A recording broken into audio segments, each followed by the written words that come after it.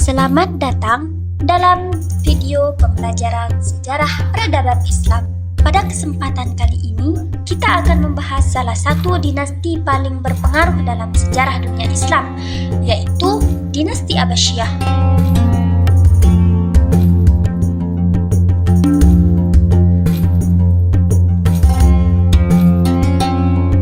Dinasti Abbasiyah merupakan sebuah kerajaan yang pernah menjadi pusat ilmu pengetahuan, peradaban, dan teknologi paling maju di dunia.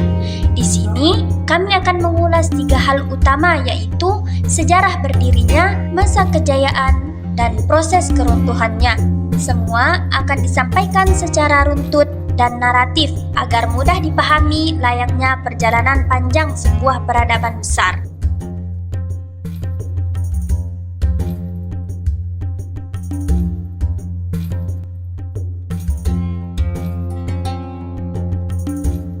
Pernahkah kamu merasa sejarah itu dekat dengan kita?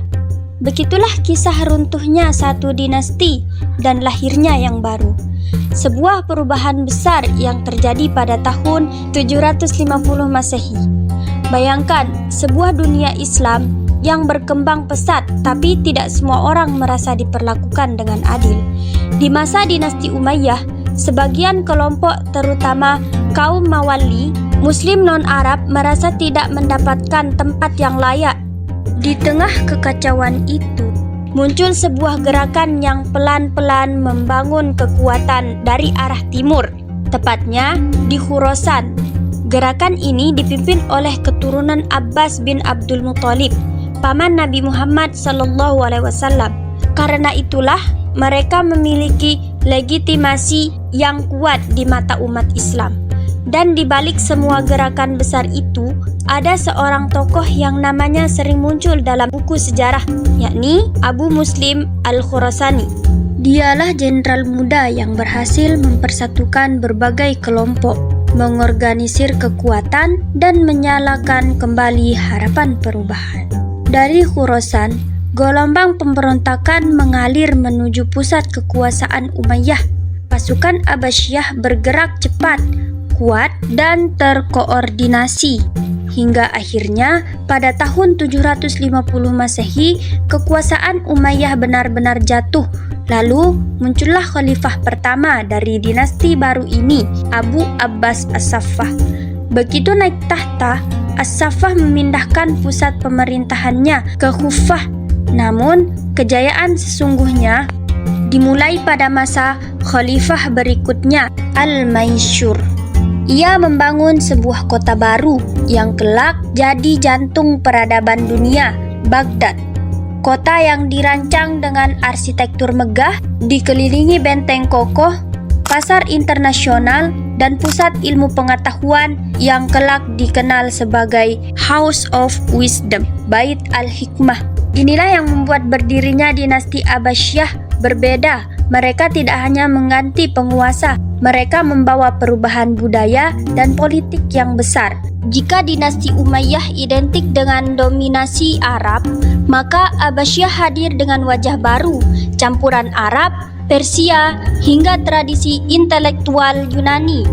Peradaban Islam menjadi jauh lebih kosmopolitan, terbuka, dan dinamis. Di titik inilah pondasi kejayaan itu dimulai, sebuah perjalanan panjang yang kelak melahirkan ilmuwan-ilmuwan besar, kota yang maju, dan peradaban paling cemerlang di dunia. Dan semuanya berawal dari sebuah gerakan di Khurasan yang ingin menghadirkan keadilan. Masa kejayaan dinasti Abbasiyah benar-benar menjadi salah satu puncak perkembangan peradaban manusia. Pada abad ke-8 hingga abad ke-10 Masehi, Baghdad berdiri sebagai kota terbesar dan termegah di dunia, menampung lebih dari 1 juta jiwa. Dalam tembok kotanya yang melingkar sempurna, kehidupan intelektual dan budaya tumbuh seperti tak pernah padam. Pada masa Khalifah Harun ar-Rasyid dan putranya Al-Ma'mun, Baghdad bersinar sebagai pusat pemerintahan, perdagangan, dan seni. Ketika Bait Al-Hakim berkembang menjadi lembaga riset dan penerjemahan tersebar dalam sejarah dunia Islam, di tempat inilah para ilmuwan dari berbagai bangsa dan agama berkumpul, seperti Muslim, Kristen, Yahudi, Persia, bahkan cendekiawan India. Mereka menerjemahkan, meneliti, dan mengembangkan gagasan-gagasan baru yang kelak mempengaruhi dunia. Di bidang ilmu pengetahuan, Al-Khawarizmi melahirkan dasar aljabar dan konsep algoritma yang kini menjadi fondasi komputer modern. Ibnu Sina menuliskan Al-Kanun fi Al-Tib, karya monumental yang menjadi rujukan medis selama berabad-abad.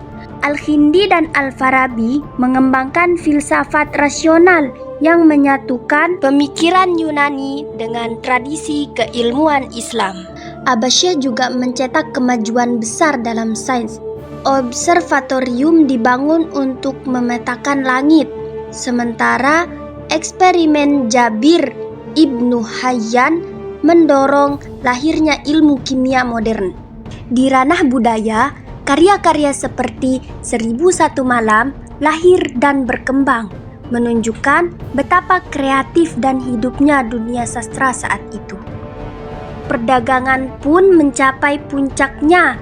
Baghdad dan Samarkand menjadi simpul utama jalur sutra.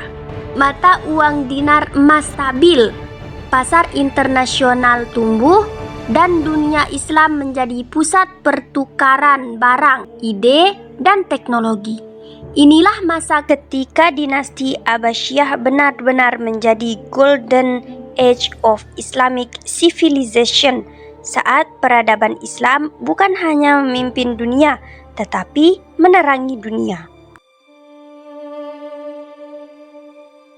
Masa gemilang dinasti Abbasiyah akhirnya memasuki babak panjang kemunduran yang tidak terjadi dalam satu malam, tetapi berlangsung perlahan seperti sebuah bangunan megah yang retak sedikit demi sedikit sebelum akhirnya runtuh semuanya. Kelemahan pertama muncul dari dalam istana itu sendiri. Setelah abad ke-9, kekuasaan khalifah semakin tergerus karena para wazir, panglima, dan kelompok militer mulai mengambil alih kendali politik. Banyak khalifah naik dan turun bukan karena musyawarah, tetapi karena kudeta, intrik, dan pertarungan faksi. Di saat pusat pemerintahan kacau, wilayah-wilayah jauh pun mulai memperdekatkan diri, dari Andalusia di barat hingga Persia di timur. Muncul dinasti-dinasti baru yang tidak lagi tunduk sepenuhnya kepada Baghdad. Di saat politik melemah, ekonomi juga merosot. Perdagangan yang dulu menghidupi Baghdad mulai menurun akibat perperangan, perebutan wilayah, dan ketidakstabilan administrasi. Pajak semakin berat, korupsi semakin parah, dan rakyat kehilangan kesejahteraan. Krisis ini memperburuk kemampuan Abbasiyah membiayai pertahanan dan pemerintahan, membuat khalifah semakin rapuh di tengah ancaman luar. Puncak tragedi itu datang pada tahun 1258 Masehi. Mongol di bawah pimpinan Hulagu Khan bergerak menuju Baghdad dengan kekuatan yang belum pernah dihadapi dunia Islam sebelumnya. Kota yang pernah menjadi pusat peradaban terbesar itu tidak mampu bertahan. Setelah pengepungan singkat, Baghdad jatuh. Sungai Tigris menghitami oleh tinta manuskrip yang dilemparkan ke air dan merah oleh darah ribuan penduduk yang dibantai. Bait Al-Hikmah, perpustakaan terbesar dunia Islam, musnah bersama ribuan karya ilmiah yang tak ternilai. Khalifah terakhir, Al-Muttasim, tewas mengakhiri secara de facto kekuasaan Abbasiyah yang telah berlangsung lebih dari 5 abad. Sejak hari itu, dunia menyaksikan berakhirlah sebuah era. Dinasti yang pernah memimpin ilmu pengetahuan dan peradaban dunia akhirnya runtuh, bukan hanya oleh karena kekuatan dari luar, tetapi oleh keretakan yang telah lama tumbuh dari dalam. Masa keruntuhan ini menjadi pengingat bahwa kejayaan sebuah peradaban tidak hanya membutuhkan kekuatan, tetapi juga persatuan, kebijaksanaan, dan kemampuan menjaga stabilitas dari masa ke masa.